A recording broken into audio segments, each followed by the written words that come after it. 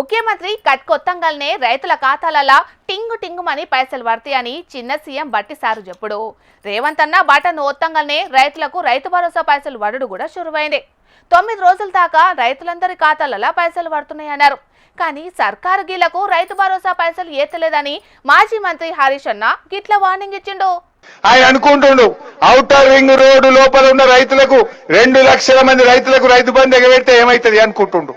బిడ్డ, ఈ 2 లక్షల మంది రైతులు వచ్చి రేపు ఔటర్ రింగ్ రోడ్డును మొత్తం బ్లాక్ చేస్తే దిమ్మ తిరుగుతా జాగ్రత్త అని చెప్పి హెచ్చరిస్తా ఉన్నాం.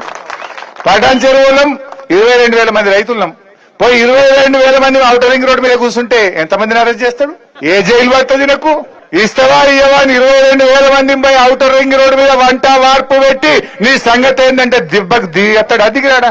రంగారెడ్డి బయలుదేరా మన సోపతికి? మేడ్చల్ల సబితక్క బయలుదేరదా మన సోపతికి? మల్లారెడ్డి వెళ్ళాడా మన సోపతికి? వెళ్తాడా లేదా? అందరం వెళ్ళి కూర్చున్నాక దెబ్బకి దిగుతాడు. అది కదా మిస్టర్ రేవంత్ రెడ్డి, రైతులు మరి బయలుదేరక ముందే ఈ 2 లక్షల మంది రైతులకు వెంటనే రైతు బంధు వేయాలని బీఆర్ఎస్ పార్టీ తరఫున డిమాండ్ చేస్తా ఉన్నాం. కేసీఆర్ ముఖ్యమంత్రి ఉన్నప్పుడు రైతు అయితే చాలు అందరికి రైతు బంధు వేసిండు. కానీ ఈ ముఖ్యమంత్రి మాత్రం కోతలు పెడుతున్నాడు. అందుకే ఈయన కోతల రేవంత్ రెడ్డి అని ఎడ్డిచ్చిండు హరీష్ అన్న. ఇదివరకిత్తమన్న పథకాలన్నీ ఎగబెడుతున్నాడని ఎగవేతల రేవంత్ రెడ్డి అని అన్నందుకు నా మీద కేసు పెట్టిండు. ఇప్పుడు కోతల రేవంత్ రెడ్డి అన్నందుకు కూడా నా మీద కేసు పెడతాడు కావచ్చని అన్నాడు.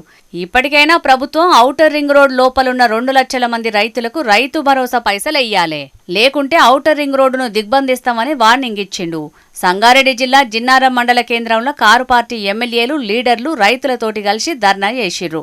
ఆడ మాట్లాడిన హరీష్ అన్న దేవాదుల ఎక్కడుంటదో చిన్న పిల్లగా అడిగినా చెప్తారు. ముఖ్యమంత్రికి అది కూడా తెలియదు. అటు అగ్రికల్చర్ యూనివర్సిటీకి పోయి పప్పు ధాన్యాలను మిల్లెట్స్ అంటున్నాడు.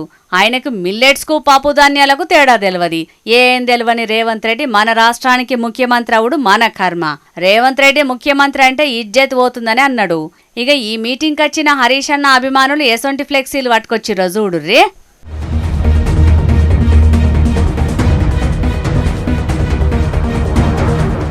చూస్తున్నారా?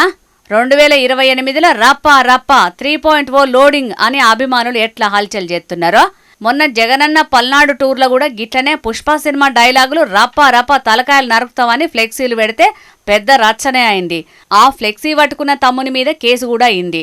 మరిప్పుడు ఈ అన్న పరిస్థితి ఎట్లుంటుందో చూడాలి. గాని మరి ఇప్పటికైనా సర్కారు రైతు భరోసా పైసలు అందరికి ఇస్తుందో, లేకుంటే ఔటర్ రింగ్ రోడ్డు లోపలున్న రైతులకు పెండింగులే పెడతదో చూడాలి.